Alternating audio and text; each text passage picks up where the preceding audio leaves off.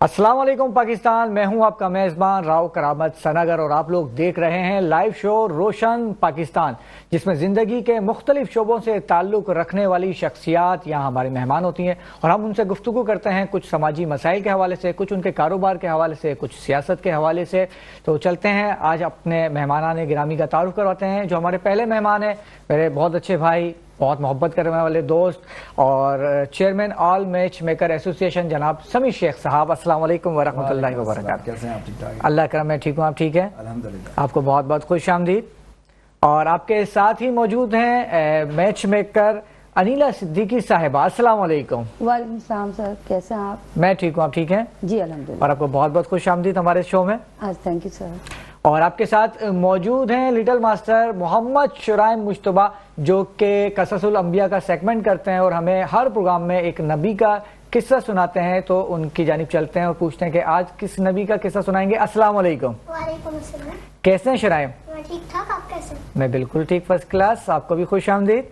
और आज कौन से नबी का किस्सा सुनाएंगे आप? आज मैं हजरत अय्यूब अलैहिस्सलाम। हजरत अय्यूब अलैहिस्सलाम, माशाल्लाह जी, शुरू कीजिए। साथियों, हजरत अय्यूब अलैहिस्सलाम हजरत इसहाक अलैहिस्सलाम के बेटे ईस की नस्ल से हैं। आपकी वालिदा माजिदा का ताल्लुक लूत अलैहिस्सलाम के खानदान से था।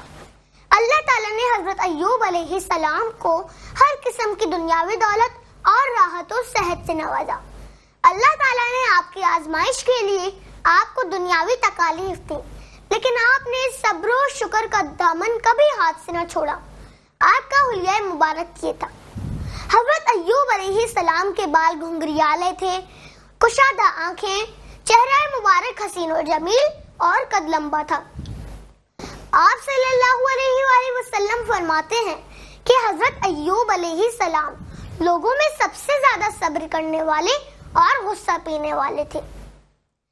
दूसरी रिवायत के मुताबिक कयामत के दिन हजरत अय्यूब अलैहिस्सलाम सब्र करने वाले लोगों के सरदार होंगे। सुभान अल्लाह। बाज़ रिवायतों के मुताबिक सबसे पहले हजरत अय्यूब अलैहिस्सलाम का माल और ज़र खत्म हुआ और फिर आहिस्ता आहिस्ता आपके तमाम जानवर और खादिम भी मर गए।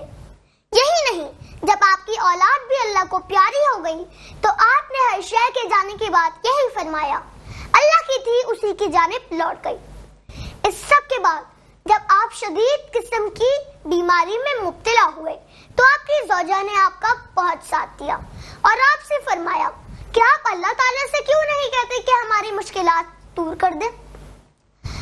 हजरत अय्यूब अलैहिस्सलाम पूछते हैं, जरा आप मुझे ये तो बताएं कि हमने मुश्किलात कितने बरस उठाई? उन्होंने फरमाया 7 साल। हजरत अय्यूब अलैहिस्सलाम ने फिर पूछा कि हम पर इनाम कितने बरस हुआ? उन्होंने फरमाया 70 साल। हजरत अय्यूब अलैहिस्सलाम भी फरमाते हैं, इनाम का वक्त कितना था? अब अगर थोड़ी सी मुश्किलात आ भी जाती हैं तो मुझे अल्लाह से शिकवा करते हया आती है। आपने अल्लाह ताला से मदद मांगी, अल्लाह ताला ने पैगंबर की दुआ सुन ली और आपको शिफा अता दी। हजरत अय्यूब अलैहिस्सलाम ने 93 साल की उम्र में वफात पाई। वल्लाहु आलम। उम्मीद करता हूँ आपको आज का किस्सा अच्छा लगा होगा। मिलते हैं अगले हफ्ते नए नबी के किस्से के साथ। तब तक के लिए मोहम्मद शुराइम को इजाजत दीजिए। अल्लाह हाफिज। वाह भाई वाह, सुभान अल्लाह, क्या बात है। अल्लाह ताला को सलामत रखे। अच्छा, खुद ही इजाजत ले लेते हैं, खुद ही अल्लाह हाफिज कर देते हैं, खुद ही सेगमेंट अपना क्लोज कर देते हैं। क्या बात है आपकी। शुराइम बेटा, एक बात बताएं, आप माशाल्लाह से इतना याद कर कर आते हैं और ये बहुत बड़ी बात है समी भाई के एक लाइव प्रोग्राम के अंदर लगातार आपने कहना, क्योंकि ये एडिट नहीं है, इसमें कहीं कट नहीं कर सकते हम प्रोग्राम। तो ये एक बात बताएं, आप रट कर आते हैं, बहुत अच्छा करते हैं, बाद में भी आपको याद रहता है ये सब किस्से, ये भूल जाते हैं? अभी कुछ तो भूल जाता हूँ, जैसे कि जब मैं छोटे हैं ना, किस्सा आया था पहली बार, मैं हजरत आदम अलैहिस्सलाम का किस्सा मैंने किया था, अभी वो भूल चुका हूँ। पापा मुझे याद कराते हैं पुरानी तकरीरें या फिर पुराने शेर, पोइट्रीज, कुछ भी। ये अच्छी बात है कि बच्चे झूठ नहीं बोलता, भूल गया तो बता दिएगा भूल गया, ताकि ना मुझे रिवीजन हो जाए। अच्छा, आपने हजरत यूसुफ अलैहिस्सलाम का किस्सा सुनाया था हमें, बताएं वो किनके बेटे थे? वो हजरत याकूब अलैहिस्सलाम के बेटे थे। हजरत याकूब अलैहिस्सलाम किनके बेटे? हजरत इसहाक अलैहिस्सलाम। और हजरत इसहाक अलैहिस्सलाम किनके बेटे? हजरत इस्माइल नहीं, करीब करीब पहुंच रहे हो। हजरत इब्राहिम अलैहिस्सलाम के। माशाल्लाह भाई माशाल्लाह, इतना तो याद है, बड़ी बात है इस उम्र में। के साथ प्रोग्राम कर चुका हूँ शारिम के साथ। जी हाँ बिल्कुल, नहीं बड़ी बात है कि इतना भी याद है, बड़ों बड़ों को इतना नहीं पता होता। माशाल्लाह, अल्लाह आपको सलामत रखे। बच्चे कंफ्यूज भी हो जाते हैं माशाल्लाह, उसमें कॉन्फिडेंस भी है और कॉन्फिडेंस तो इनमें हमसे ज्यादा है। हाँ यही ये लग रहा सीट इन्हीं के लिए रखी हुई है, ये मेरी बात इन्होंने ही करनी है होस्टिंग। सभी भाई आपकी जानिब आऊंगा, आप चेयरमैन है ऑल मैच मेकर एसोसिएशन के, कई दफा आपने तारुफ भी कराया, लेकिन वो नाज़रीन जो आज पहली दफा आपको देख रहे हैं तो मैं चाहूंगा उनके लिए आप दोबारा से एक बार तारुफ करवाएं कि ये एसोसिएशन क्या है, उसका मकसद क्या है। देखिए राव भाई, बात ये कि ऑल मैच मेकर एसोसिएशन जितने भी मैरिज ब्यूरो हैं उनका एक इदारा प्लेटफॉर्म दिया हमने, ताकि उन मैच मेकर्स के लिए उनको प्रमोट कर सकें, उनकी फलाह बहबूद के लिए काम कर सकें। क्योंकि बहुत से मैच मेकर्स ऐसे हैं जो कि फेक काम भी कर रहे हैं और बहुत से ऐसे क्लाइंट भी जो कि फेक हैं। तो एक प्लेटफॉर्म हमने दिया हुआ है ताकि इनकी तस्दीक कर सकें, इनको वेरीफाई कर सकें और क्लाइंट को बेहतर से बेहतर प्रपोजल हम दिखा सकें। तो बहुत से मैच मेकर हमारे साथ हैं, 300 मेंबर्स मेरे पास रजिस्टर्ड हैं जो कि काम कर रहे हैं मैरिज ब्यूरो का। इनके ऑफिस भी हैं, घर बैठ के भी कर रहे हैं, बाइज़्ज़त तरीके से अपना रोजगार कर रहे हैं। तो अभी भी इस्लामाबाद के हम लोग इवेंट करके आए थे। जी बिल्कुल, मेरे साथ मैडम भी साथ थी मेरे, और 3-4 मैच मेकर और भी। तो और फिर मजीद 2 मार्च को वहाँ बहुत बड़ा इवेंट है लिका एक्सप्रेस का, मुस्कान है वहाँ पे उनकी चेयरमैन, और डॉक्टर शाहिद अवान, इनका बेहतरीन मैरिज ब्यूरो चल रहा है वहाँ पे, एक नाम है इनका माशाल्लाह। तो अभी इंशाल्लाह हम लोग गए थे पिछली दफ़ा, भी फिर जा रहे हैं वहाँ पे, बहुत बड़ा इवेंट है। कराची से भी बहुत ज़्यादा लोग जा रहे हैं माशाल्लाह, ज़बरदस्त। अच्छा अनीला सिद्दीकी साहब आपकी जानिब आऊँगा कि सबसे पहले तो मैं पूछना चाहूँगा कि किस तरह से आप इस शोबे में आई, और जाहिर सी बात है कि जब हमारे माशरे में कोई ख़वातीन जो कोई खातून अगर प्रैक्टिकल लाइफ में आती है या कोई जॉब की तरफ आती है, कारोबार शुरू करती है, तो काफ़ी मुश्किलात का सामना करना पड़ता है। क्या आपके साथ भी ऐसा कुछ हुआ? नहीं, हमें असल में हमारे हस्बैंड का थोड़ा सा प्रॉब्लम हो गया था, उनका एक्सीडेंट की वजह से वो रिलायबल नहीं रहे काम के लिए। तो ज़ाहिर है 2 बेटियां थी, हमें खुद से स्टेप लेना था। 9 to 5 की कहीं जॉब नहीं कर सकते थे क्योंकि घर में टाइम देना था, ज़ाहिर स्पेशली उनको नहीं छोड़ सकते थे। 2 बार नैरो सर्जरी हो जाना, आगा खान में थे, तो वो तो हम टाइम 9 to 5 की जॉब नहीं कर सकते थे। तो हम फिर मैच मेकिंग पे आ गए थे। तो काफ़ी अर्सा हो गया, हमें 13 साल हो गए। शुरू में तो मतलब हम लोग को ये करना पड़ता था कि जैसे एक रजिस्टर बनाते हैं, उसमें आप अपने क्लाइंट्स की प्रोफाइल और वो सब लिखना, सब करना। अब ये व्हाट्सएप से और सोशल मीडिया से थोड़ी आसानी हुई है हम लोगों को, लेकिन उसके साथ साथ तो फिर काम दूसरा भी बढ़ाने लगे। अच्छा, वो दूसरे भी आपके कुछ काम आते चलेगा? जी जी, जैसे कि हम स्टेट एजेंसी का भी करते हैं। अच्छा, जबरदस्त। और गाड़ियों की सेल एंड परचेज का भी करते हैं। अच्छा माशाल्लाह, 3 काम अकेले खातून कर रही हैं, किस तरह से मैनेज करती हैं? बस अब वो बच्चियां थोड़ी बड़ी हैं, स्कूल कॉलेज की हैं, उनको देखते हैं, हस्बैंड को भी देखते हैं। टाइम इस तरह के, जैसे मैच मेकिंग का ये हो गया कि वो व्हाट्सएप पे या इधर कॉल्स पे आप कर सकते हैं। हाँ, लेकिन आपको जैसे एजेंसी का काम है, स्टेट एजेंसी का, वो उनके लिए हमें जाना पड़ता है। तो हमने टाइम डिसाइड कर लिया कि हमें जो विजिट करना होगा हम शाम 4 बजे के बाद, 5 बजे के बाद रखेंगे। गाड़ियों का है हम लेट नाइट कर लेंगे 8 बजे के बाद 10, क्योंकि मर्द भी हजरात जो होते हैं वो ऑफिस से आके फारिग होके फिर ही वो अपना इस फील्ड में आ सकते हैं हमारे साथ। तो फिर हम उस वक्त फिर हम उनको इस तरह करके मैनेज कर लेते हैं। सुबह मैच मेकिंग के, इवनिंग का टाइम, नाइट का टाइम, इस तरह मैनेज हो ही जाता है। मैनेज हो ही जाता है। अच्छा, जैसे कि अभी समीर शेख साहब ने कहा कि फेक क्लाइंट होते हैं, फेक मैच मेकर होते हैं। अच्छा, मैच मेकर तो समझ में आ रहा है, ये फेक क्लाइंट किस तरह से होते हैं? फेक क्लाइंट्स बहुत होते हैं, आपको अंदाजा भी नहीं है। हर जब फेसबुक से इससे उससे जो आते हैं, इसीलिए हम उन लोगों पे इतना रिलायबल नहीं करते। फेक क्लाइंट अभी सर नहीं बताया, हमारे मैच मेकिंग के साथ हो गया, मतलब वो सेकंड मैरिज के बहाने से आएंगे, वो आपके साथ फजूल की गुफ्तगू करने लगेंगे, हमें ये लड़की दिखाइए और लड़की दिखाइए और मतलब उन्होंने शादी नहीं करनी होती, शादी नहीं करनी होती, मतलब ऐसे जस्ट टाइम पास करने के लिए। एग्जैक्टली, इतने फालतू लोग भी हैं। इतने फालतू और बहुत मिलते हैं, इतने फालतू। तो इनका क्या हल निकाला आप लोगों ने? हमें अंदाजा हो जाता है कि वो फेक है या नहीं। जैसे अंदाजा होता है तो वहीं से उनको कट ऑफ करते हैं, उनका काम ही नहीं लेते। ठीक है। अच्छा समी भाई, ये जो फेक क्लाइंट की तो बात हो गई, फेक जो मैच मेकर है, इनके खिलाफ आपकी एसोसिएशन क्या काम कर रही है? देखिए, अब तो ये है कि व्हाट्सएप ने एक तो हमारा काम खराब भी किया, अच्छा भी किया। वो कहते हैं ना, जमीन से पत्थर भी निकाले, कोई ना कोई निकलता है कि मैं भी मैच मेकर हूँ। फेसबुक में क्लाइंट भी मैच मेकर बन के बैठे अपने लिए देख रहे हैं। तो बाकायदा रजिस्टर्ड किया हुआ उनको, मेरा अल्हम्दुलिल्लाह IPO से, चैम्बर ऑफ कॉमर्स से, FBR से रजिस्टर्ड है मेरा एक इदारा। और अल्हम्दुलिल्लाह ये इस वक्त पाकिस्तान के अंदर जितनी activities all match maker association कर रही है अभी तक किसी ने नहीं की है, ना कोई कर रहा है। इसकी वजह यह है कि जाहिर सी बात है यूनिटी लेके चल रहे हैं। Media, print media, electronic media, ये सब साथ दे रहे हैं हमारा। और इस वक्त ऑल मैच मेकर एसोसिएशन एक नंबर 1 की पोजीशन रखती है। तो कहना मकसद ये है कि देखिए फेक लोग तो आपको हर फील्ड में मिलेंगे। और यही अभी अनिल ने एक बात की है कि क्लाइंट आते हैं, टाइम पास करते हैं। हमने एक मखसूस तरीक़ेकार रखा हुआ है कि रजिस्ट्रेशन करवाएं, ऑफिस आए हमारे, ताकि आपको रजिस्ट्रेशन स्लिप भी मिल जाए, ताकि आप पे प्रॉपर तरीके से वर्क किया जाए। क्योंकि मेरे पास जो क्लाइंट आते थे एक ज़माने में अखबार के जरिए आते थे और सोशल मीडिया के जरिए आते थे, लेकिन अब जो है सिर्फ एक दूसरे के रेफरेंस से आते हैं, चेन सिस्टम चल गया है। ठीक, जैसे मैंने आपकी कराई, आपने 10 को नंबर दिया। कब कराई? आपने तो कराई नहीं समीर भाई, मैं तो बोल बोल के थक गया, आप कराते ही नहीं चलें हैं। आपकी हम करा देते हैं। चलो, शुक्रिया। अनिला सिद्दीकी साहब, आपकी जानिब आऊंगा। पहले लड़की वालों की बात कर लेते हैं। जी, जी। तो लड़की वाले भी आते होंगे। अच्छा, फी जमाना लोगों की जो है डिमांड्स मुख्तलिफ होती है। पहले जमाने में डिमांड्स हुआ करती थी कि भाई लड़का शरीफ चाहिए, लड़का पढ़ा लिखा चाहिए। आज के जमाने में लड़की वालों की डिमांड्स क्या होती है लड़के के लिए? आज के जमाने में सबसे पहले हमें ये समझ ही नहीं आता, सबसे पहले तो डिमांड्स ये होती है कि फैमिली छोटी हो।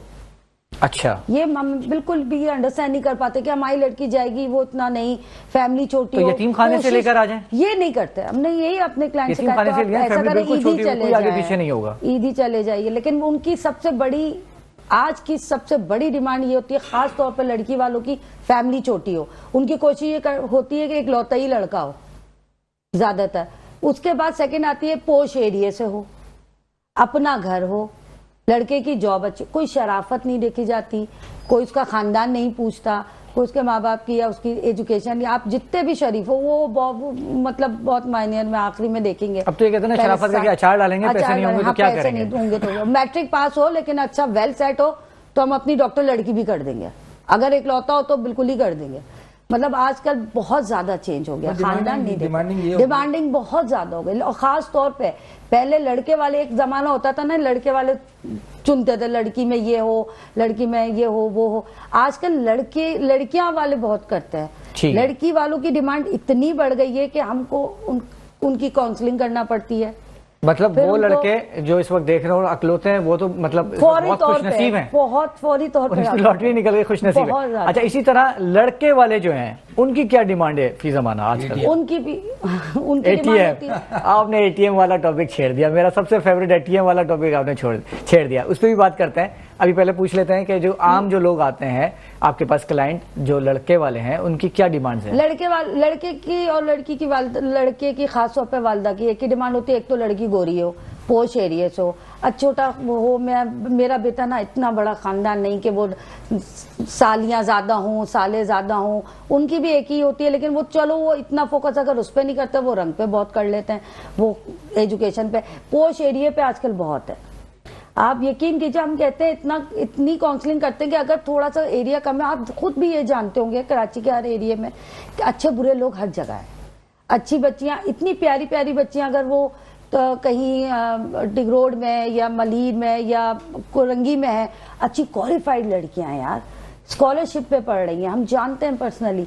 लेकिन क्या है कि उनके सिर्फ एरिया सुनेंगे ना, मना कर देंगे, चाहे वो खुद एफबी एरिया के हों या छोटे वहां के हो, लेकिन उनको चाहिए अच्छे एरिया की। तो ऐसे एरियाज में रहने वाली लड़कियों को कोई मशवरा देना चाहेंगे कि घर शिफ्ट कर लें, क्या करें? हम ज्यादातर तो मजबूरी यही कहते हैं, हमने 2-3 पेरेंट्स से यही कहा है कि आप ऐसा करें, रेंट पे चले जाइए थोड़े अरसे के लिए, आप बदल। और ऐसा हुआ है हमारे नहीं, तो इसमें कोई मतलब बुरी बात भी नहीं, अगर आपको अच्छे रिश्ते चाहिए तो ये करना पड़ेगा आज के। लेकिन हम ये समझते कि बेस तो अगर वही का है, अगर लड़की, ये तो एक दिखावा हुआ ना, ये तो एक शो हुई है। तो मैडम पूरी दुनिया दिखावे की चल रही है, चल तो रही है, लेकिन आपको देखिए ये रिश्ता शादी का है, ये आप दिखावा, हम यहाँ पे आके थोड़ी देर आप अगर टीवी पे या कहीं पे थोड़ी देर का दिखावा तो चल जाता है ना भाई, लेकिन ये आपका जिंदगी भर का, सारी जिंदगी नहीं चलेगी। अब वो रेंट पे तो चले गए, वापस तो उनको वहीं शिफ्ट होना है ना शादी के बाद। तो वो चीज ये कि आप अगर सच्चाई से ये रिश्ता अगर आप करते हैं और आपको लड़की लेके जानी है, वो किसी भी एरिया, तो आप लड़की देखें, उसकी एजुकेशन देखें, उसकी तालीम देखें, उसकी शराफत देखें, सब कुछ खानदान देखें, और फिर आप लड़की लेके मूव ऑन हो जाए। आपको तो नहीं वहां पे रहना। और आजकल हम नहीं समझते कि कोई ससुराल इतना जाता है या कोई लड़की मैके इतना जाती है, किसी के पास इतना कैसे जाएगी मैडम? पेट्रोल इतना महंगा हो गया, तो हर बंदा घर से निकलते हुए सोचता है, टाइम भी नहीं होता बेटा आजकल, क्योंकि ऑफिस से आप मर्द आते हैं थके आ रहे, ये वो नहीं मिल पाता, लोगों के पास इतना टाइम नहीं है, अपनी फैमिली को हम लोग नहीं टाइम दे पाते। ठीक, अच्छा यही वजह है कि माशरे में तलाक की शरह बढ़ती जा रही है? तलाक की शरह तो बहुत ज्यादा बढ़ती जा रही है और हम इस बहुत ज्यादा कंफ्यूज हैं। क्या वजूहात हैं उसकी? कंप्रोमाइज नहीं करता कोई भी, ना लड़की करने को तैयार होती है ना लड़का करने को। थोड़ी छोटी बात होगी उस पे ही बढ़ते बढ़ते बढ़ते बातें। और हम ये फील करते हैं कि इसमें ना, अगर जैसे मियाँ बीवी के बीच में अगर कोई चीज आती है ना, तो लड़के की वालिदा अपना किरदार अदा करती हैं। ये इसमें ना पेरेंट्स का हाथ ज्यादा है। अगर जैसे इधर लड़की है या लड़के वाले, लड़के की वालिदा हैं, ये बड़े बैठ जाए ना और उनको सॉल्व करने की कोशिश करें, तो ये वो पहले जमाने में होता था जब भी ये जो है ना डिवोर्स इतनी नहीं होती थी, उस वक्त बड़े बीच में आते थे, वो समझाते थे जहाँ लड़की की गलती हो जहाँ लड़के की गलती हो, थोड़ा बहुत मैनेज करके लेके चलते। तो कहा ये लड़की से जाता था कि बेटा, हमें भी कहा गया स्पेशली कि बस अब यही है, यही घर है, यही शौहर है, आइए, जब आए हंसी खुशी आओ तो हमारे घर के दरवाजे खुले, अदरवाइज वहीं पे रहना। पहले जमाने में तो पेरेंट्स ये कहते बेटा शादी हो रही तो मर के ही निकलना। आज के जमाने में लड़की बोलती है मार के ही निकलूंगी। वही वाली बात इसी बात के साथ ही बासित भाई हमें कह रहे हैं कि ब्रेक ले लीजिए, प्रोग्राम में ब्रेक का वक्त हो गया है। तो नाज़रीन मिलते हैं एक छोटे से ब्रेक के बाद।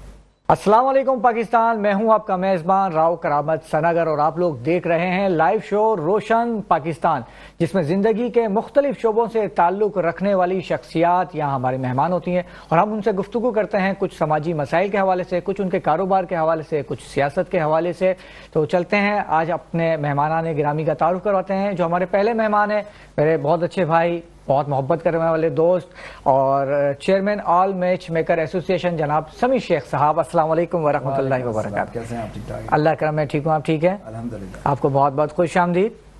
और आपके साथ ही मौजूद हैं मैच मेकर अनीला सिद्दीकी साहिबा, अस्सलाम वालेकुम। वालेकुम सलाम सर, कैसे हैं आप? मैं ठीक हूँ, आप ठीक हैं? जी अल्हम्दुलिल्लाह। और आपको बहुत बहुत खुश आमदीद हमारे शो में। Thank you sir.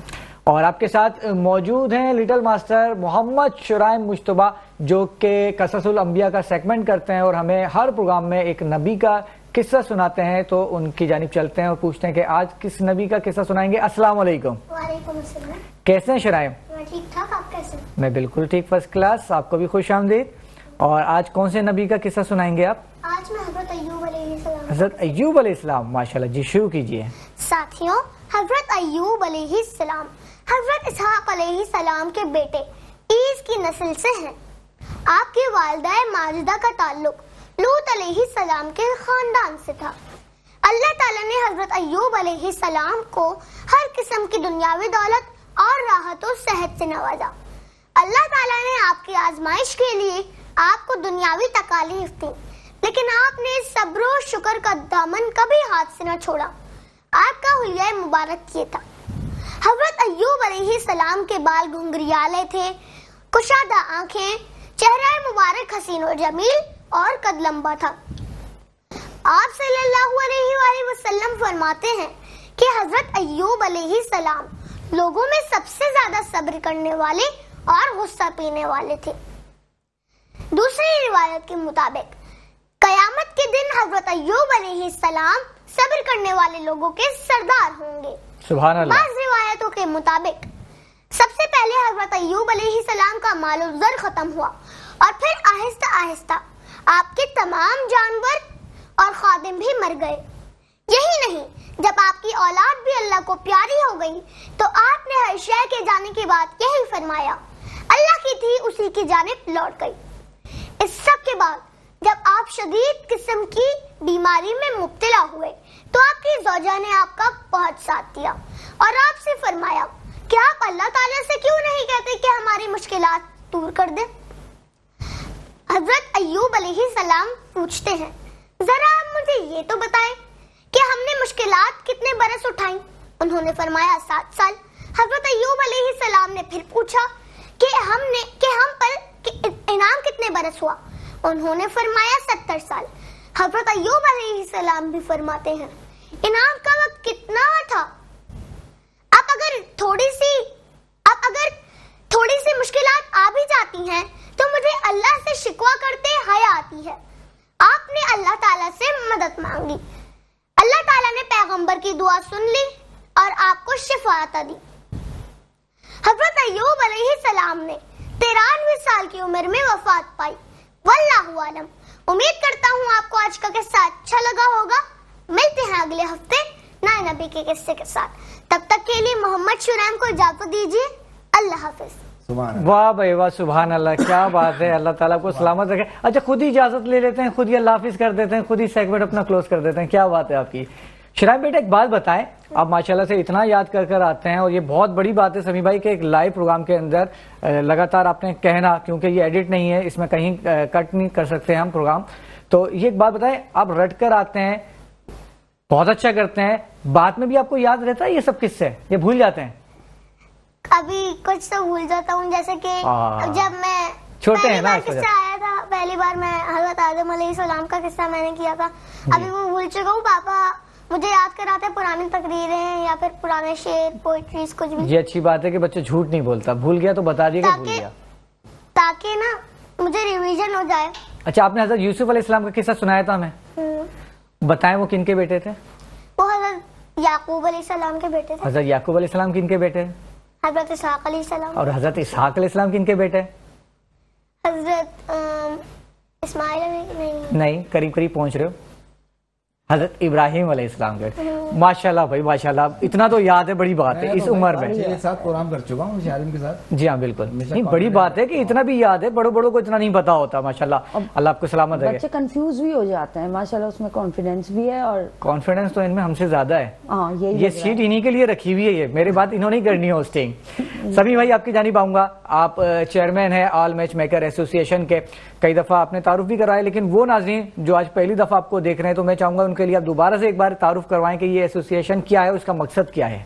देखिए ना भाई, बात ये कि ऑल मैच मेकर एसोसिएशन जितने भी मैरिज ब्यूरो हैं उनका एक इदारा प्लेटफॉर्म दिया हमने, ताकि उन मैच मेकर्स के लिए उनको प्रमोट कर सकें, उनकी फलाह बहबूद के लिए काम कर सकें। क्योंकि बहुत से मैच मेकर्स ऐसे हैं जो कि फेक काम भी कर रहे हैं और बहुत से ऐसे क्लाइंट भी जो कि फेक हैं। तो एक प्लेटफॉर्म हमने दिया हुआ है ताकि इनकी तस्दीक कर सकें, इनको वेरीफाई कर सकें और क्लाइंट को बेहतर से बेहतर प्रपोजल हम दिखा सकें। तो बहुत से मैच मेकर्स हमारे साथ हैं, 300 मेंबर्स मेरे पास रजिस्टर्ड हैं जो कि काम कर रहे हैं मैरिज ब्यूरो का। इनके ऑफिस भी हैं, घर बैठ के भी कर रहे हैं, बाइज़्ज़त तरीके से अपना रोजगार कर रहे हैं।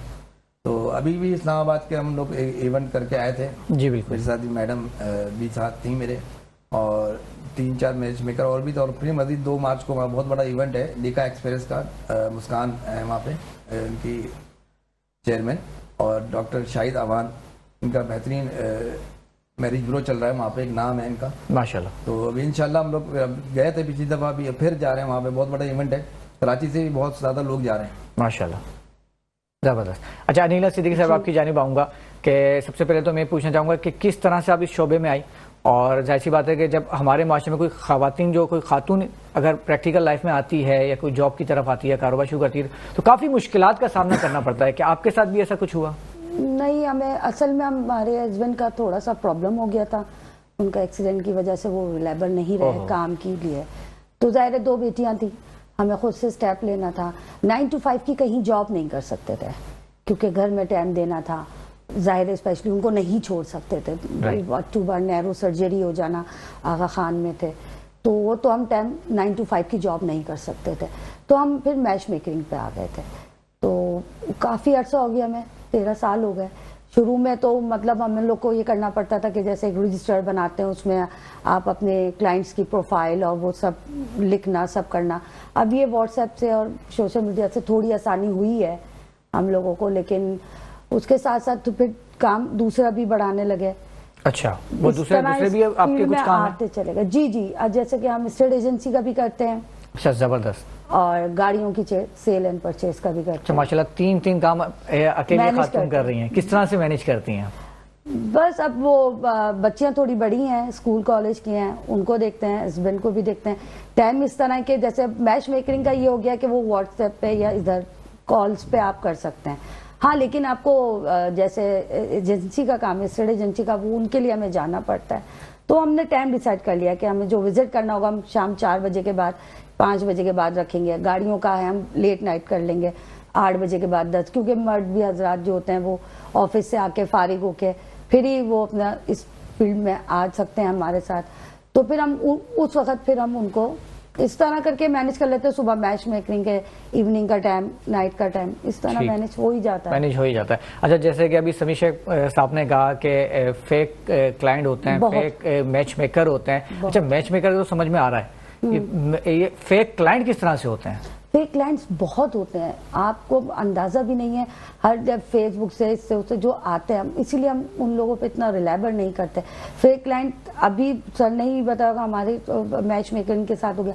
मतलब वो सेकंड मैरिज के बहाने से आएंगे, वो आपके साथ फजूल की गुफ्तगू करने लगेंगे, हमें ये लड़की दिखाइए और लड़की दिखाइए और मतलब उन्होंने शादी नहीं करनी होती, शादी नहीं करनी होती, मतलब ऐसे टाइम पास करने के लिए। एग्जैक्टली, इतने फालतू लोग भी हैं। इतने फालतू, और बहुत मिलते हैं इतने फालतू। तो इनका क्या हल निकाला आप लोगों ने? हमें अंदाजा हो जाता है कि वो फेक है या नहीं। जैसे अंदाजा होता है तो वहीं से उनको कट ऑफ करते हैं, उनका काम ही नहीं लेते। ठीक है। अच्छा समीर भाई, ये जो फेक क्लाइंट की तो बात हो गई, फेक जो मैच मेकर है, इनके खिलाफ आपकी एसोसिएशन क्या काम कर रही है? देखिए, अब तो ये है कि व्हाट्सएप ने एक तो हमारा काम खराब भी किया, अच्छा भी किया।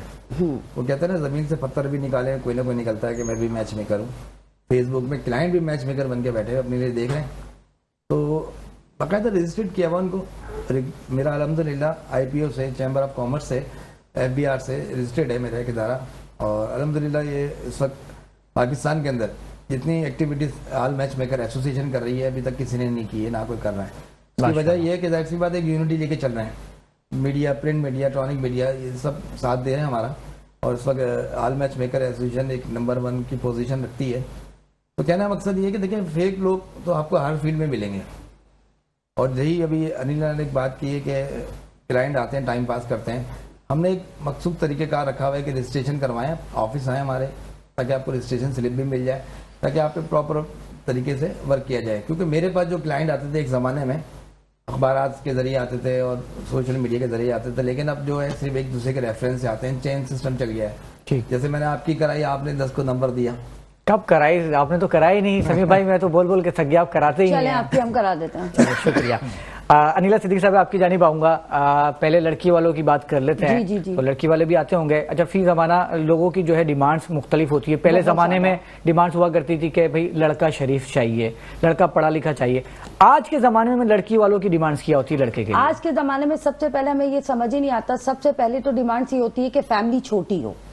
अच्छा, ये हम बिल्कुल भी ये अंडरस्टैंड नहीं कर पाते कि हमारी लड़की जाएगी, वो इतना नहीं, फैमिली छोटी तो हो। यतीम खाने से लेकर आ जाए, ये नहीं करते। हमने यही अपने क्लाइंट से कहा, ऐसा करें, ईदी चले जाए, पीछे नहीं होगा, ईदी चले जाइए। लेकिन उनकी सबसे बड़ी, आज की सबसे बड़ी डिमांड ये होती है, खास तौर पर लड़की वालों की, फैमिली छोटी हो। उनकी कोशिश ये होती है कि एक लौता ही लड़का हो ज्यादातर। उसके बाद सेकंड आती है पोश एरिया से हो, अपना घर हो, लड़के की जॉब अच्छी, कोई शराफत नहीं देखी जाती, कोई उसका खानदान नहीं पूछता, कोई उसके माँ बाप की या उसकी एजुकेशन, या आप जितने भी शरीफ हो वो मतलब बहुत मायने में आखिरी में देखेंगे। अब तो ये कहते हैं शराफत करके अचार डालेंगे, पैसे नहीं होंगे तो क्या पैसे करेंगे? नहीं होंगे तो मैट्रिक पास हो लेकिन अच्छा वेल सेट हो तो हम अपनी डॉक्टर लड़की भी कर देंगे। अगर एक लौता हो तो बिल्कुल ही कर देंगे। मतलब आजकल बहुत ज्यादा चेंज हो गया, खानदान नहीं, डिमांडिंग बहुत ज्यादा हो गई। और खास तौर पे पहले लड़के वाले, एक जमाना होता था ना, लड़के वाले चुनते थे, लड़की में ये हो, लड़की में ये हो, वो हो। आजकल लड़कियां वाले बहुत करते हैं। लड़की वालों की डिमांड इतनी बढ़ गई है कि हमको उनकी काउंसलिंग करना पड़ती है। मतलब वो लड़के जो इस वक्त देख रहे हो अकलौते हैं, वो तो मतलब बहुत खुशनसीब हैं, बहुत फौरी तौर पे लॉटरी निकल गई, खुशनसीब है। अच्छा, इसी तरह लड़के वाले जो हैं उनकी क्या डिमांड है फी जमाना आजकल? उनकी भी उनकी ATM, आपने ATM वाला टॉपिक छेड़ दिया, मेरा सबसे फेवरेट ATM वाला टॉपिक आपने छेड़ दिया। उस पर भी बात करते हैं। अभी पहले पूछ लेते हैं कि जो आम जो लोग आते हैं आपके पास, क्लाइंट जो लड़के वाले हैं, उनकी क्या डिमांड्स है? लड़के की और लड़की की, लड़के की खास तौर पे वालदा की एक ही डिमांड होती है, एक तो लड़की गोरी हो, पोश एरिया से हो, छोटा हो। मेरा बेटा ना इतना बड़ा खानदान नहीं कि वो सालियां ज्यादा हों, साले ज्यादा हों, उनकी भी एक ही होती है। लेकिन वो चलो, वो इतना फोकस अगर उस पर नहीं करते, वो रंग पे बहुत कर लेते हैं, वो एजुकेशन पे। पोश एरिया पे आजकल बहुत है। आप यकीन कीजिए, हम कहते हैं इतनी काउंसलिंग करते हैं कि अगर थोड़ा सा एरिया कम है, आप खुद भी ये जानते होंगे कराची के हर एरिया में अच्छे बुरे लोग हर जगह है। अच्छी बच्चियां, इतनी प्यारी प्यारी बच्चियां, अगर वो तो कहीं डिग रोड में या मलीर में या कोरंगी में है, अच्छी क्वालिफाइड लड़कियां हैं यार, स्कॉलरशिप पे पढ़ रही हैं, हम जानते हैं पर्सनली, लेकिन क्या है कि उनके सिर्फ एरिया सुनेंगे ना, मना कर देंगे, चाहे वो खुद FB एरिया के हों या छोटे वहां के हो, लेकिन उनको चाहिए अच्छे एरिया की। तो ऐसे एरियाज में रहने वाली लड़कियों को कोई मशवरा देना चाहेंगे कि घर शिफ्ट कर लें, क्या करें? हम ज्यादातर तो मजबूरी यही कहते हैं, हमने 2-3 पेरेंट्स से यही कहा है कि आप ऐसा करें, रेंट पे चले जाइए थोड़े अरसे के लिए, आप बदल, और ऐसा हुआ है हमारे नहीं। तो इसमें कोई मतलब बुरी बात भी नहीं, अगर आपको अच्छे रिश्ते चाहिए तो ये करना पड़ेगा आज के लेकिन हम ये समझते हैं कि बेस तो अगर वही का है, अगर लड़की, ये तो एक दिखावा हुआ ना, ये तो एक शो हुई है आपकी। तो मैडम पूरी दुनिया दिखावे की चल रही है। चल तो रही है, लेकिन आपको देखिए ये रिश्ता शादी का है, ये आप दिखावा, हम यहाँ पे आके थोड़ी देर, आप अगर टीवी पे या कहीं पे थोड़ी देर का दिखावा तो चल जाता है ना भाई, लेकिन ये एक आपका जिंदगी भर का, सारी जिंदगी नहीं चलेगी। अब वो रेंट पे तो चले गए, वापस तो उनको वहीं शिफ्ट होना है ना शादी के बाद। तो वो चीज ये कि आप अगर सच्चाई से ये रिश्ता अगर आप करते हैं, और आपको लड़की लेके जानी है, वो किसी भी एरिया, तो आप लड़की देखें, उसकी एजुकेशन देखें, उसकी तालीम देखें, उसकी शराफत देखें, सब कुछ खानदान देखें, और फिर आप लड़की लेके मूव ऑन हो जाए। आपको तो नहीं वहां पे रहना। और आजकल हम नहीं समझते कि कोई ससुराल इतना जाता है या कोई लड़की मैके इतना जाती है, किसी के पास इतना कैसे जाएगी मैडम? पेट्रोल इतना महंगा हो गया, अब तो हर बंदा घर से निकलते सोचता है। टाइम भी नहीं होता बेटा आजकल, क्योंकि ऑफिस से आप मर्द आते हैं, थके आ रहे, ये वो नहीं मिल पाता, लोगों के पास इतना टाइम नहीं है, अपनी फैमिली को हम लोग नहीं टाइम दे पाते।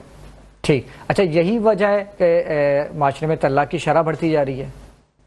तलाक की शरह तो बहुत ज्यादा बढ़ती जा रही है, और हम इस बहुत ज्यादा कंफ्यूज हैं। क्या वजूहात हैं उसकी? कंप्रोमाइज नहीं करता कोई भी, ना लड़की करने को तैयार होती है ना लड़का करने को। थोड़ी छोटी बात होगी उस पे ही बढ़ते बात है। और हम ये फील करते हैं कि इसमें ना, अगर जैसे मियाँ बीवी के बीच में अगर कोई चीज आती है ना, तो लड़के की वालिदा अपना किरदार अदा करती हैं। ये इसमें ना पेरेंट्स का हाथ ज्यादा है। अगर जैसे इधर लड़की है या लड़के वाले, लड़के की वालिदा हैं, ये बड़े बैठ जाए ना और उनको सॉल्व करने की कोशिश करें, तो ये वो पहले जमाने में होता था, जब भी ये जो ना डिवोर्स इतनी नहीं होती थी, उस वक्त बड़े बीच में आते थे, वो समझाते थे, जहाँ लड़की की गलती हो, जहाँ लड़के की गलती हो, थोड़ा बहुत मैनेज करके लेके चलते। तो कहा ये लड़की से जाता था कि बेटा, हमें भी कहा गया स्पेशली कि बस अब यही है, यही घर है, यही शौहर है, आइए, जब आए हंसी खुशी आओ तो हमारे घर के दरवाजे खुले, अदरवाइज वहीं पे रहना। पहले जमाने में तो पेरेंट्स ये कहते बेटा शादी हो रही है तो अब मर के ही निकलना। आज के जमाने में लड़की बोलती है मार के ही निकलूंगी। वही वाली बात। इसी बात के साथ ही बासित भाई हमें कह रहे हैं कि ब्रेक ले लीजिए, प्रोग्राम में ब्रेक का वक्त हो गया है। तो नाज़रीन मिलते हैं एक छोटे से ब्रेक के बाद। वेलकम बैक नाज़रीन। दौरान वक्फा में ज्वाइन किया है सना खान रसूल शाजिया शाहिद साहिबा ने। अस्सलाम वालेकुम, बहुत बहुत खुश आमदीद आपको। मैं आपसे गुजारिश करूंगा कि अपनी खूबसूरत आवाज में हदिया नात पेश करें। मैं इकबाल अजीम साहब का मशहूर कलाम पेश करूंगी। मैं लब कुशा नहीं हूँ और महवे इल्तिजा हूँ, मैं लब कुशा नहीं हूँ, मैं महफिले हरम के आदाब जानता हूँ, मैं महफिले हरम के। कोई तो आँख वाला गुजरेगा इस तरफ से,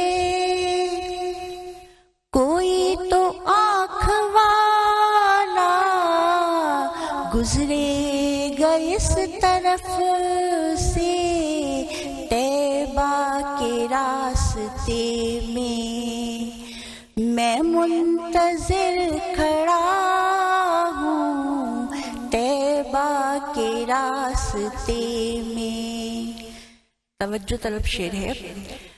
दूरियो हाज़री में एक बात मुश्तरक है, दूरियो हाज़री में एक बात मुश्तरक है। कुछ ख्वाब देखता था, कुछ ख्वाब देखता था, कुछ ख्वाब देखता हूँ कुशा नहीं हूँ। ये रोशनी से क्या है, खुशबू कहाँ से आई, ये रोशनी से क्या है, खुशबू कहाँ से आई। शायद मैं चलते चलते, शायद मैं चलते चलते रोज़े तक आ गया हूँ, मैं लब कुशा नहीं हूँ और महवे इल्तिजा हूँ, मैं महफिले हरम के आदाब जानता हूँ, मैं लब कुशा नहीं हूँ। सुभान अल्लाह माशाल्लाह, अल्लाह ताला आपको सलामत रखे। समीर शेख साहब, आपकी जानिब आऊँगा। माशाल्लाह से जेनियन निका एक्सप्रेस के नाम से एक इवेंट करने जा रहे हैं इस्लामाबाद में, मैं चाहूँगा उसके हवाले से कुछ बताएं आप। जी, मैरिज ब्यूरो एसोसिएशन के लिहाज से हमारे कराची के जितने भी मैच मेकर्स हैं, बल्कि बहुत सारे मैच मेकर्स जा रहे हैं इस्लामाबाद में। ये निका एक्सप्रेस, जेनियन निका एक्सप्रेस जो कि मैडम मुस्कान और शाहिद अवान के सरपरस्ती में हो रहा है, और तमाम मैच मेकर्स में लाहौर से, इस्लामाबाद से, रावलपिंडी से, मुख्तलिफ जगहों से लोग आ रहे हैं, यहाँ तक कि पेशावर से भी लोग आ रहे हैं इस इवेंट में। और पिछले महीने भी ये हुआ था, और इंशाल्लाह ये इवेंट मैच मेकर्स की कम्युनिटी है पूरी, वहाँ पे जिनको सर्टिफिकेट शील्ड दी जाएंगी, और इंशाल्लाह ये पूरी मीडिया कवरेज होगी इसकी, ताकि क्लाइंट्स को पता चले कि मैच मेकर्स एक प्लेटफॉर्म बना हुआ है, ताकि आप लोग जो फेक लोगों से दूर रहें। इन मैच मेकर से रब्ता करें जिनका एक प्रॉपर तरीके से रजिस्टर्ड इदारा चल रहा है, ये इवेंट्स कर रहे हैं, इनके ऑफिस हैं बाकायदा, ताकि बहुत से फेसबुक के अंदर जो लोग फेक लोगों के शिकार हो रहे हैं ना, कम से कम वो ना। ठीक, अच्छा साद भाई, फेक लोगों के बारे में क्या कहना चाहेंगे? फेक लोगों के बारे में बस ये कहना चाहूंगा कि अगर आप एक वर्ड में बोलेंगे तो मैं बोलूंगा अपने, ठीक है। वैसे जो अपने हैं वही फेक है ना, क्योंकि जिनसे हमारा वास्ता नहीं है तो वो फेक कैसे होगा। तो बस ये होता है फेक लोगों के बारे में कि जो आपके साथ अगर कोई ज्यादा मोहब्बत दिखाने लग जाए, कोई बहुत ज्यादा आपका अपना बन जाए, तो अब मैं उनसे थोड़ा सा दूर होना समझ लेके गड़बड़ है वहीं पर। जी, क्योंकि अगर कोई मुझे गाली दे रहा है तो मैं उसकी इज्जत करता हूँ, कम से कम गाली तो दे रहा है, मतलब खुल के तो सामने आया, खुल के तो सामने आ रहा है। जबरदस्त। अनिला सिद्दीकी साहिबा, एक सवाल जो मैं हर मैच मेकर से करता हूँ, समी भाई को मालूम है, आपसे भी करना चाहूँगा कि कुछ लोग हैं जो हमसे फरमाइश करते रहते हैं कि जब भी कोई मैच मेकर आए तो ये ज़रूर पूछिएगा कोई एटीएम वाला रिश्ता है। अब मैं यह बता देता हूँ कि एटीएम कार्ड क्या रिश्ता होता है, कि कोई ऐसी लड़की जो भले काली हो, मोटी हो, पढ़ी लिखी ना हो, लेकिन गाड़ी हो, बंगला हो, उसके पास पैसा हो, जो लड़के को सपोर्ट कर सके, इन शॉर्ट लड़का बिल्कुल निकम्मा हो, ऐसे कोई रिश्ते होते हैं? ऐसे रिश्ते कुछ महीने पहले होते थे, अब पता है कैसे रिश्ते होते हैं। अब कहते हैं बच्चों वाली हो, ओवर एज हो, कुछ हो, पर मतलब अब्रॉड की तरफ निकल जाए, यूएस सिटीजन हो, कैनेडियन सिटीजन, मतलब बाहर हो, वो भले जैसी हो, हम जाके वहां पे मतलब कुछ भी करने को तैयार हैं। पहले यहाँ की सपोर्ट पाकिस्तान की मांगते थे, लेकिन अब हम ये देख रहे हैं, और अच्छे पढ़े लिखे लड़के, means MBA, engineer, software engineer, उनकी सबकी ज्यादातर ये डिमांड होती है कि बाहर के प्रपोजल दिखा दें, आपकी जितनी फीस है मैं डबल दे दूंगा, आप बस एक बार मुझे निकाल कर लेनी है ना। वो आगे जाके वसूल कर लेगा, अपनी फैमिली को भी बुला लेगा, जब सिटीजनशिप पे जाएगा यहाँ से तो बुला लेगा। वो ज्यादातर आजकल हम ये समझते हैं कुछ महीने से ये ज्यादा आ रहे हैं, यहाँ की सपोर्ट फिर भी लोग कम, हमारे पास अभी तक कुछ अरसे से ऐसा नहीं आ रहा है। अब हमारे पास ज्यादातर लड़के ये आ रहे हैं कि हमें बाहर जाना है, और ये लड़के नहीं, लड़कियां भी, जैसे डॉक्टर लड़कियां हैं, CA हैं, CC हैं, IT इंजीनियर लड़कियां हैं, इनकी सबकी एक ही डिमांड अब ज्यादातर यही होती है कि बाहर के रिश्ते हों, और यूरोप साइड के, अब्रॉड साइड के। एक ATM कार्ड तो हमारे पास यहाँ मौजूद है, लेकिन वो बुक हो गया है, क्या कर सकते हैं, ऐसा ही है। तो क्या कहना चाहेंगे ऐसे नौजवानों को जो शॉर्टकट के चक्कर में रहते हैं? हम उनको गलत नहीं समझते, हालात कुछ ऐसे हो रहे हैं मुल्क के और उसके, तो वो बेचारे सरवाइव करना ही चाह रहे हैं। यहाँ पे उनको एजुकेशन के बाद अच्छी जॉब्स नहीं है, बहुत से मसाइल का सामना यहाँ पे रह के करना पड़ रहा है, तो वो अपने फ्यूचर के लिए, अपनी फैमिली के लिए सपोर्ट के लिए ही जाना चाह रहे हैं तो हम उनको कैसे गलत कह सकते हैं। ठीक, साथ भाई मुस्तकबिल के क्या प्लान है आपके? मार्केटिंग ही कंपनी चलानी है या खुद बिल्डर बन जाना है, अपने प्रोजेक्ट अपने लॉन्च करना है? बिल्डर तो खैर बन चुके हैं माशाल्लाह माशाल्लाह, लेकिन ये है कि इससे हट के भी प्लानिंग तो बहुत सारी है बहुत, क्योंकि मैं कहता हूँ ना कि अगर मैं आपको शायद अपने विजन या प्लान बताऊंगा तो लोग हंसना शुरू हो जाएंगे, बोलेंगे नीचे आ जाओ। तो लेकिन ये है कि यही इसी चीज को विजन कहते हैं कि अगर एक चीज इजी टू अचीव है तो फिर बंदा उसकी ख्वाहिश क्यों करेगा, उसको विजन क्यों बनाएगा।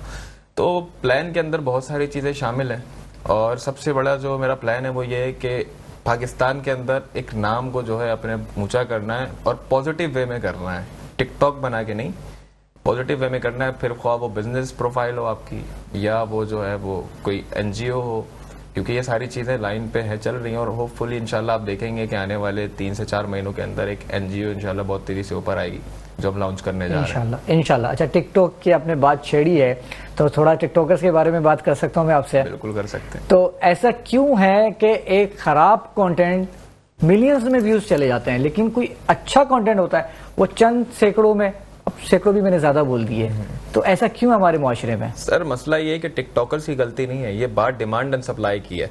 ठीक है, जो डिमांड है वही सप्लाई। मिसाल के तौर पे आप देखते होंगे एक नॉर्मल टिकटॉक पे जो कि फजूल सा कंटेंट होगा उसके ऊपर 15-20 मिलियन व्यूज यूं चले जाते हैं। बिल्कुल ऐसा ही है। लेकिन आप देखें क्या आप उसको टिकटॉक यूज करते हैं या मैं टिकटॉक स्क्रॉल करता हूं, कोई बिजनेस क्लास या कोई प्रोफेसर क्या टिकटॉक स्क्रॉल करता हुआ नजर आएगा? नहीं।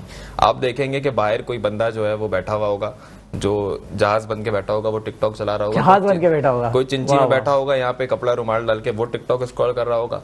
ठीक है, तो ये बिल्कुल मेरे नजदीक वेस्ट ऑफ टाइम है। एक कंटेंट अगर आप देख रहे हैं उससे कुछ आपको अचीव हो रहा है, कुछ चले, जरूरी नहीं है कि कुछ अचीव हो, एक एंटरटेनमेंट के लिहाज से भी अगर कोई कंटेंट है तो आप वो देख रहे हैं, समझ में आता है। बट टिकटॉक के अंदर मुझे नहीं लगता कोई ऐसी चीज है जिसकी वजह से आपको उसको स्क्रॉल करके देखना चाहिए। मुझे कोई ऐसे, कुछ अच्छे लोग भी कंटेंट बना रहे हैं लेकिन फायदा नहीं है ना। एक अच्छा कंटेंट है तो अच्छे प्लेटफॉर्म का सेलेक्ट करें, ना कि टिकटॉक पे जाके आप प्लेटफॉर्म पे जाके चीजें बना रहे हैं। लेकिन मसला यही है ना कि अगर अच्छा कंटेंट लेकर आता है वो तो कोई उसको प्रमोट नहीं करता, कोई सपोर्ट नहीं करता। मैं आपको बताऊं टिकटॉक अकाउंट मेरा भी बना हुआ है, लेकिन मेरे अकाउंट पे ना मैं आपको नाचता हुआ नजर आ रहा हूँ, ना मैं उछलता हुआ नजर आऊंगा।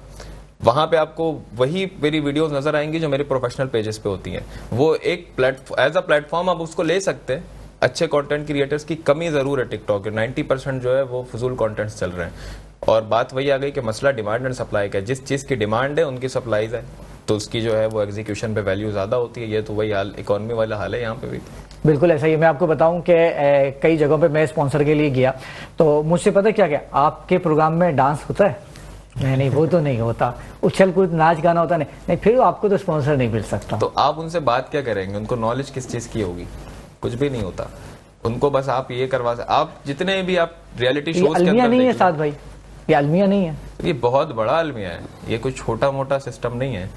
हम तो यही कहते हैं कि अब ये चीज इतनी इन हो चुकी है। अब आप देखें एक बच्चा, ये आपकी नस्लों में मुंतकिल हो रही है सर। एक गोल्ड मेडलिस्ट वो दरबदर ख्वार हो रहा है, उसको नौकरी नहीं मिल रही है, जिसने पूरी जिंदगी रात दिन मेहनत की है पढ़ाई लिखाई करके। लेकिन एक टिकटॉकर जो है वो, आप उसके अंदर कुछ भी नहीं है, वो सिर्फ उछल उछल के वीडियोस बनाता है, लेकिन उसके पास स्पॉन्सर है, उसके पास ब्रांड है। क्यों? क्योंकि हमारा नीचे से सिस्टम ही खराब है। हम बैठ के तनकीद तो कर रहे होते हैं, लेकिन जो नीचे हम जो डिमांड कर रहे हैं वही चीज हमें मिल रही है। तो आप किसी चीज को ऊपर या नीचे आवाम लेकर जाती है। तो अगर टिकटॉक का प्लेटफॉर्म अगर आज इतना ऊपर जा रहा है और ये चीजें इतनी ज्यादा ऊपर जा रही हैं, तो इसका मतलब ये है कि हम आवाम उसको फरोग दे रहे हैं, इसलिए वो ऊपर जा रही है, वरना नहीं जाती। मतलब मुझे ये समझ में आता है शो करके, सारा मसला जो है ना आवाम का है। मैंने सियासतदानों से पूछा कि भाई ये जो खराब सियासतदान है ये कैसे आ जाता है? आवाम की वजह से। अब भी आप भी कह रहे हैं कि आवाम की वजह से, तो आवाम को सुधारने की जरूरत है। सर आवाम बोलती है कि कचरे उठाएं, कचरे हो रहे हैं और वीडियोस बना के डालते हैं, ये देख कचरा गवर्नमेंट नहीं उठा रही। अरे कचरा फेंक रहा कौन है गटरों में? आवाम ही फेंक रही है ना। बिल्कुल ऐसा ही है। तो बाहर से तो नहीं आके डालता, बाहर से तो कोई आके, या गवर्नमेंट तो नहीं डाल रही आगे। तो बात ये, अच्छा गवर्नमेंट कचरा नहीं उठा रही क्यों? क्योंकि गवर्नमेंट के जो बंदे हैं वो बाहर से तो नहीं आ रहे, वो भी आवाम से ही निकल के आ रहे हैं। तो जब आप स्टार्ट से, इनिशियल से ही जब आप खुद एक गन में इन्वॉल्व हैं, तो फिर कल को जाके जब आप इक्तदार में बैठेंगे तो आप सफाई सुथराई पसंद फिर भी नहीं हो सकते। तो यही बात होती है कि जो गवर्नमेंट आती है वो भी आवाम से ही आती है, और आवाम की मेंटेलिटी आपके सामने है। और हमारे यहाँ तो सियासत ऐसी है कि हर गली के कोने पे लूडो खेलते हुए सियासत की बातें चल रही होती हैं। और गवर्नमेंट ने ऐसा कर दिया, उसकी गवर्नमेंट ने लेकिन ऐसा एक कर वजह दिया। ये भी तो है साद भाई कि हम लोग क्रिटिसाइज तो करते हैं, बुरा तो कहते हैं, लेकिन हम लोग खुद सियासत में क्यों नहीं जाते? जब तक अच्छे लोग सियासत में नहीं आएंगे तो सियासत अच्छी कैसे होगी? सर अच्छे लोग क्या आए नहीं सियासत में? चल कहाँ सकेंगे गए? आप? सर ठिकाने हो गए, नहीं चल कहाँ सकते। गए? कैसे चलेंगे आप? सिस्टम के अंदर जाके सिस्टम के मुताबिक चलना पड़ता है। अगर अगर एक आप आपको मौका मिला किसी सियासी जमात को ज्वाइन करने का या ऑफर आई तो आप कौन सी सियासी जमात ज्वाइन करेंगे? फिलहाल मेरा ऐसा कोई प्लान नहीं है, और अगर मैंने अभी किसी एक जमात का नाम लिया तो दूसरे दोस्त नाराज हो जाएंगे मेरे। बिल्कुल ऐसे ही तो बस ये है कि मैं यही कहता हूँ कि जो सिस्टम की बात है ना, कि अगर आप एक समंदर की मछली को मीठे पानी में डालेंगे तो वो नहीं सर्वाइव कर सकती, और उसी तरह से एक मीठे पानी में रहने वाली मछली खारे पानी में सर्वाइव नहीं कर सकती। Exactly. तो ये सियासत कुछ इसी तरह की मामलात हैं। तो अगर आप कहते हैं कि कोई अच्छा सियासतदान आए या कोई इस तरह से आए तो वो आ जरूर सकते हैं, और बहुत आते हैं जो शायद हमारी नजरों के सामने से भी नहीं गुजरते, आते और रेटिंग ही नहीं जाती ना, वो ऊपर ही नहीं जा पाते। तो बहुत सारी चीजें होती हैं। तो मेरा तो पर्सनली कोई फिलहाल ऐसा कोई मूड नहीं है कि मैं सियासत के अंदर रहूं या किसी पार्टी। अच्छा, टाइम हमारा बहुत मुख्तसर रह गया। एक सवाल तीनों से करूंगा, मुख्तसर सा जवाब दीजिएगा। अगर आपको वजीर आजम बना दिया जाए एक दिन का, तो आप सबसे पहले क्या काम करेंगे? मैं सबसे पहले तमाम पॉलिटिकल पार्टीज को जो है खत्म करके एक स्टेज पे लाने की कोशिश करूंगा।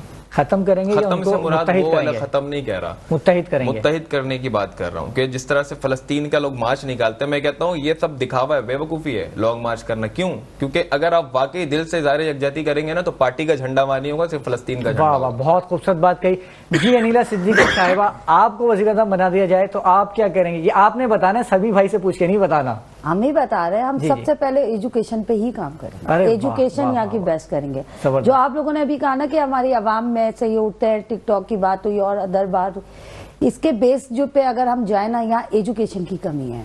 जबरदस्त। और आज निजाम सबसे ज्यादा हमें अफसोस जो होता है ना पाकिस्तान का देख के, ना ट्रैफिक का, ना किसी और का, ना महंगाई का, एजुकेशन का देख के।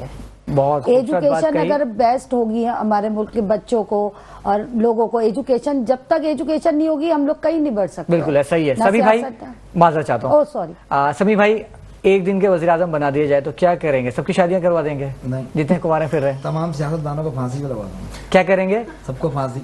अल्लाह अकबर। समी भाई, आपके बाहर निकलना है आपको शो के बाद, लाइव शो। ऐसा ना हो कि बाहर लोग खड़े हुए सारे मेरी सियासतदान। बात कोई ना है ना फिर। भाई मेरा इनकी बात से कोई ताल्लुक नहीं है, इन्होंने अपनी बेस पे बोला है। अच्छा, काम हमारा टाइम जो है इख्तिताम को पहुंचा।